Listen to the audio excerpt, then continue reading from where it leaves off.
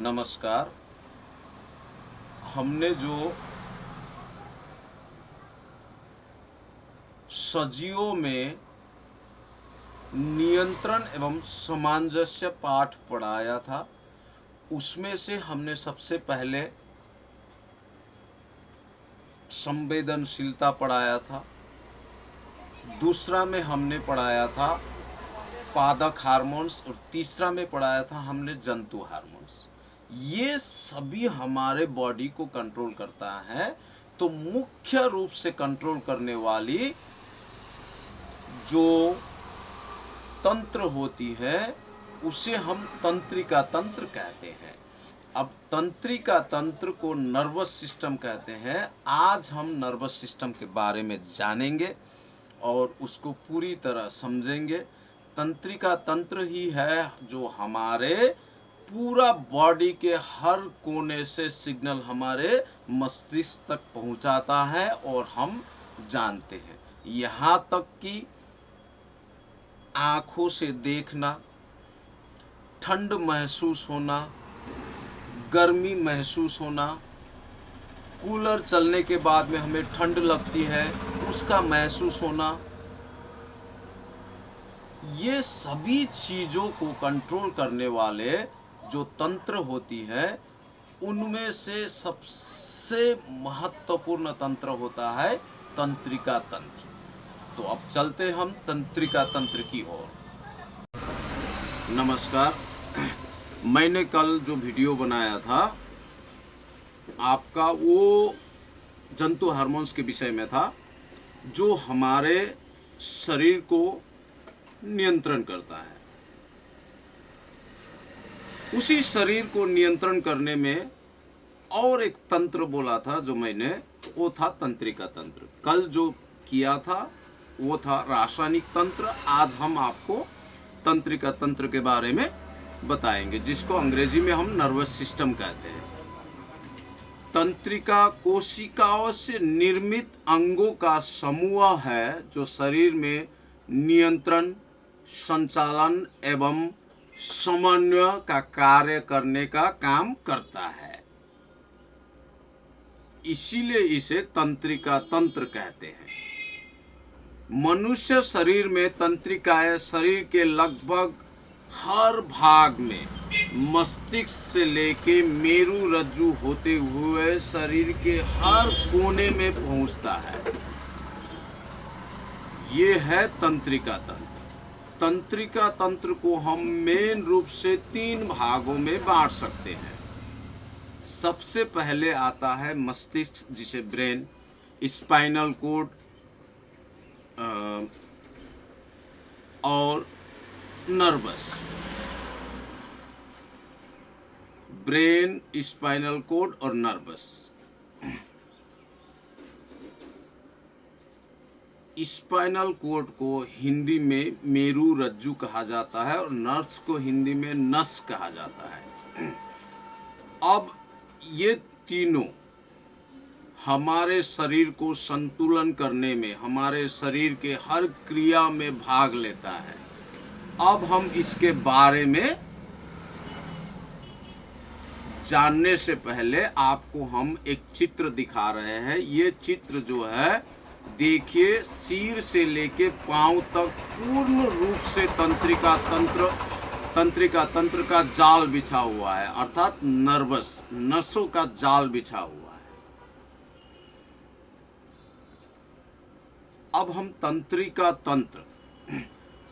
तंत्र जो है उसे हम 3 भागों में बांटते हैं। सबसे पहले केंद्रीय तंत्रिका तंत्र, उसके बाद में परिधीय तंत्रिका तंत्र, उसके बाद में स्वचालित तंत्रिका तंत्र। ये 3 भागों में हम इनको बांट लिए। अब सबसे पहले हम तंत्रिका तंत्र में केंद्रीय तंत्रिका तंत्र के बारे में जानते हैं। अब केंद्रीय तंत्रिका तंत्र जो होता है वो मस्तिष्क और मेरु रज्जु को कहते हैं। ये क्या होता है? मस्तिष्क और मेरु रज्जु को कहते हैं। अब हम जानते हैं मस्तिष्क कैसे काम करता है। मस्तिष्क शरीर का एक नियंत्रण केंद्र है जो विचार, भावना और व्यवहार को नियंत्रित करता है। हमारे आसपास की दुनिया को देखने, सीखने, याद रखने और प्रतिक्रिया देने की हमारी क्षमता के लिए मस्तिष्क सहायता करता है।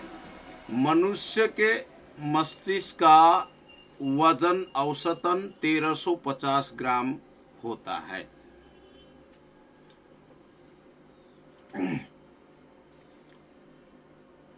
और वैसे तो हमारा दिमाग संपूर्ण शरीर के वजन का मात्र 2% होता है, परंतु यह पूरे शरीर का 20% रक्त और ऑक्सीजन अकेले ही इस्तेमाल कर लेता है। मस्तिष्क एक कोमल अंग होता है जो कि कपाल अस्थि के नीचे स्थित होता है।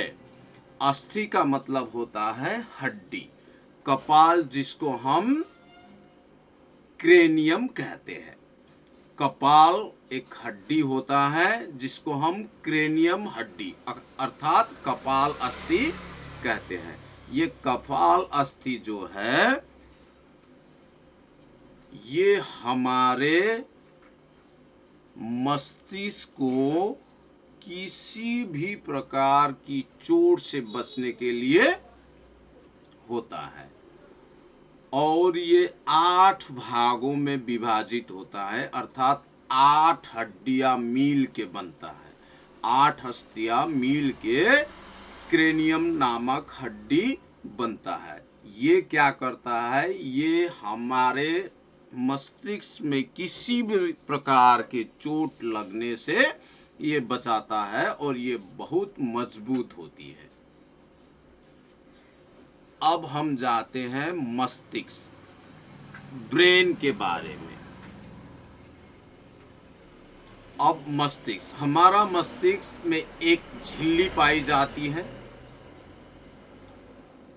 वो झिल्ली मेनिन्जेस नाम की झिल्ली होती है जो 3 परतों में विभाजित होते हैं। जैसे हम इस नक्शे को देखते हैं, ये 3 परतों में विभाजित होके हमारे मस्तिष्क को रक्षा करता है। पहले तो हड्डी इसको रक्षा करता है, उसके बाद में मस्तिष्क के जो 3 परत होती है वो रक्षा करती है। जैसे ड्यूरोमेटर, ये सबसे बाहरी परत होती है जो कि कपाल अस्थि से जुड़ी होती है, अर्थात ये क्रेनियम नामक हड्डी से जुड़ा हुआ होता है। अब दूसरा आता है आर्किनोइड, यह मध्य वाली परत होती है जो कि कोमल ऊतकों से निर्मित होती है। ये भी क्या करती है? हमारे मस्तिष्क की रक्षा करती है। और तीसरा होता है पायामेटर, यह सबसे भीतरी परत होती है जो कि मस्तिष्क की सतह से लिपटी हुई होती है, अर्थात हमारी जो झिल्ली होती है वो झिल्ली के अंदर में ही मस्तिष्क पाया जाता है। जैसे हम अगर बाजार गए, हम आलू लेके आए तो आलू हम किस में लाते? थैली में लाते। वैसे ही मस्तिष्क का जो थैली होता है उसे ही मेनिन्जेस कहते हैं।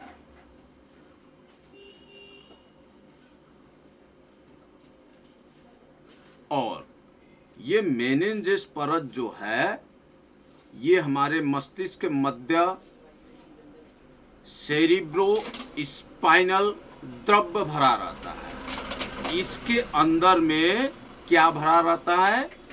सेरिब्रो स्पाइनल द्रव्य भरा रहता है जो कि मस्तिष्क को बाहरी आघातों से, बाहरी चोटों से सुरक्षा प्रदान करता है।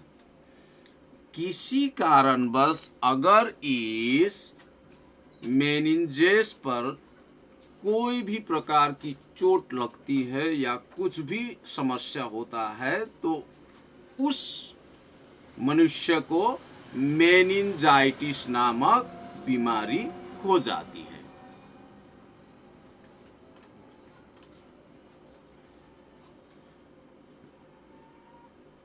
और अक्सर ये बीमारी में लोग भूल जाते हैं, ब्रेन का काम करना थोड़ा कम होता है, पूर्ण रूप से समाप्त नहीं होता है। मेनिंजाइटिस बीमारी है, वो ठीक भी हो सकता है, लगभग ठीक होने का चांसेस रहता है।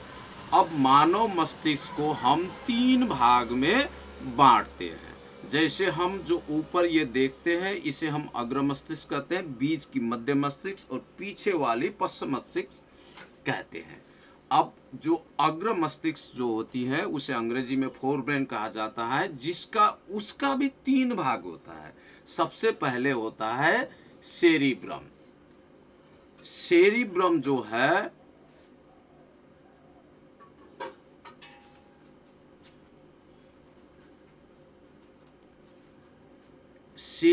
जो है ये हमारे मस्तिष्क का सबसे बड़ा भाग और ये सबसे बड़ा काम भी करता है। सेरिब्रम का काम क्या है? जैसे याद रखना,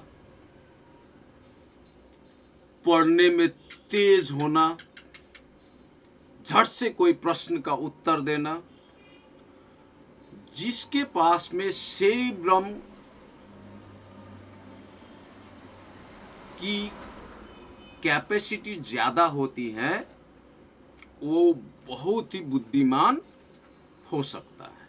अर्थात सेरिब्रम की कमी होने से हमें भूलने और याद ना आने की स्थिति में हम पहुंच जाते हैं। तो सेरिब्रम क्या काम करता है? जैसे हम किसी आदमी से मिलते हैं तो अगर हमें देखते ही हम उसको पहचान गए तो समझ लेना कि हमारा सेरिब्रम अच्छी तरह से काम कर रहा है। लेकिन हम उसको देखने के बाद में हम यह सोचते हैं कि इस आदमी को कहीं देखा है, मुझे याद नहीं आ रहा है, तो ये सोच लीजिए कि सेरिब्रम पूर्ण रूप से काम नहीं कर रहा है। उसके बाद में होता है आपका अग्र मस्तिष्क में थैलेमस। ये जो थैलेमस होता है, ये हमारे शरीर के बाहरी अंगों का अनुभव करता है। जैसे हमें गर्मी लग गया, जोर से गर्मी लग गया, तो हमारे बाहर वाली त्वचा में यह अनुभव होता है कि हमें गर्म लग रहा है, तो हम उसी समय फैन हो, एसी हो या कूलर हो, कुछ भी हम ऑन करते हैं जिससे हमें ठंडा महसूस होता है। अर्थात ये बाहरी कार्य करता है। थैलेमस जो है वो बाहरी कार्य करता है। कोई हमको मारा तो भी यही महसूस करवाता है। ठीक है। अब दूसरा है हाइपोथैलेमस। यह है अग्र मस्तिष्क के काम। हाइपोथैलेमस क्या काम करता है?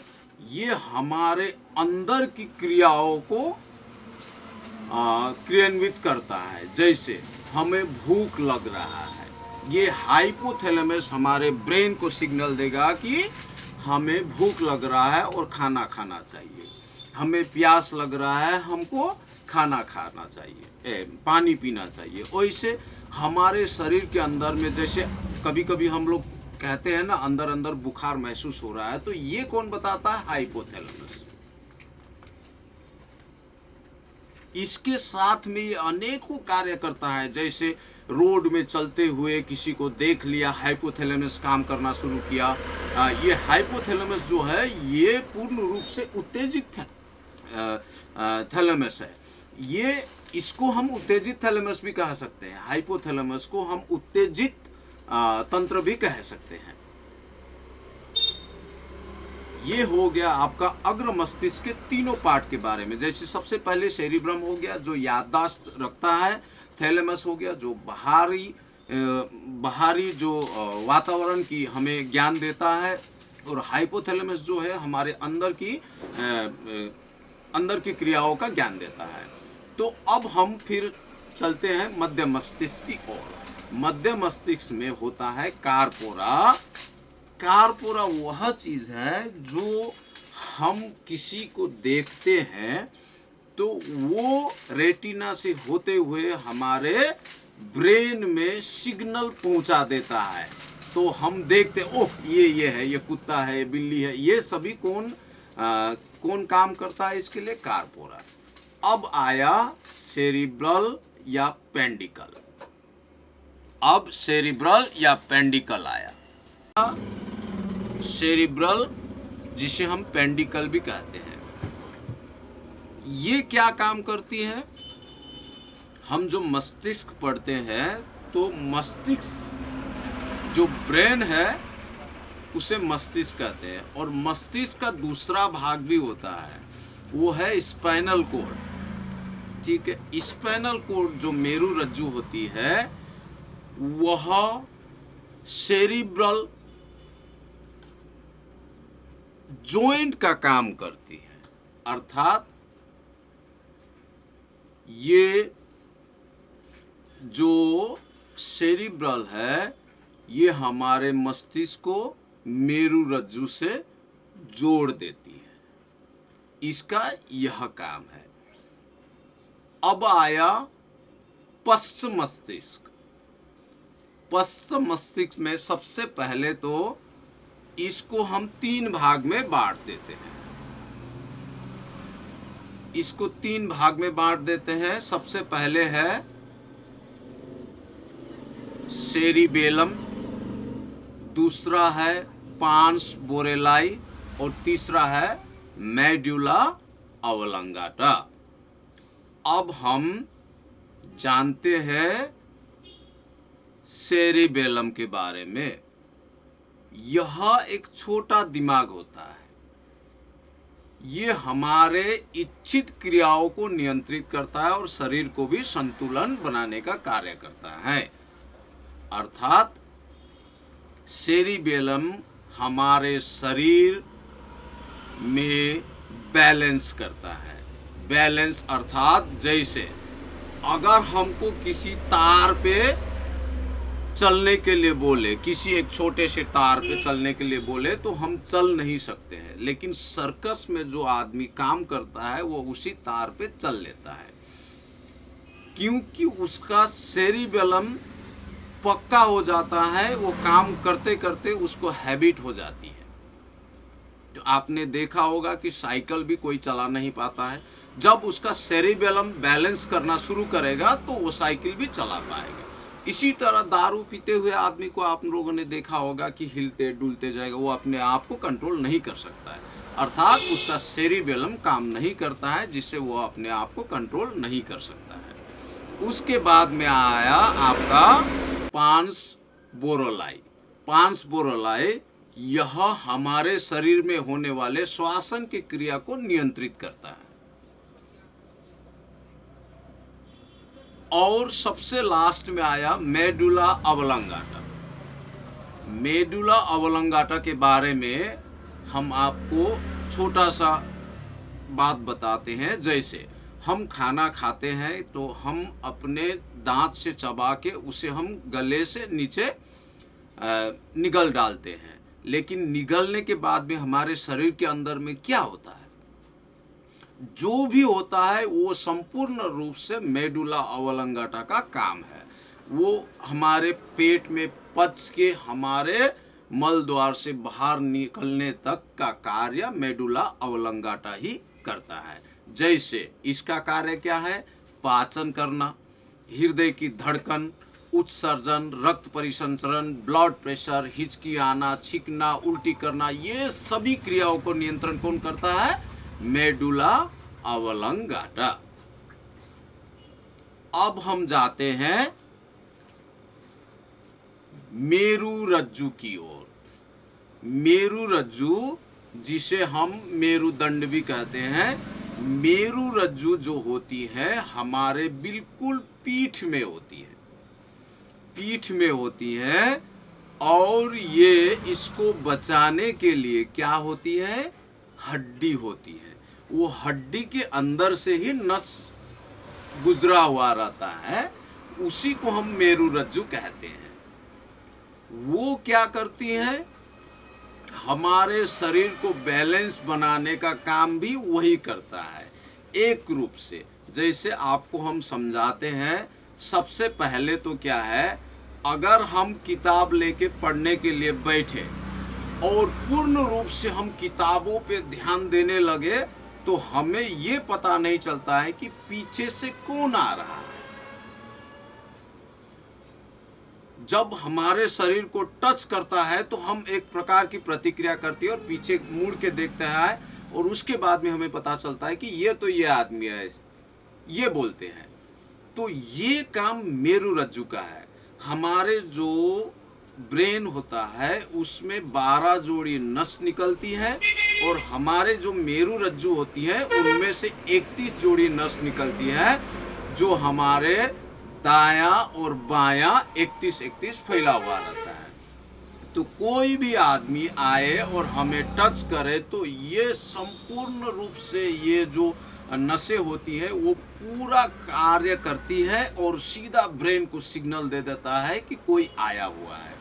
अर्थात ये हमारा मेरु रज्जु को हम दूसरा ब्रेन भी कह सकते हैं। मेरु रज्जु क्या है? दूसरा ब्रेन है।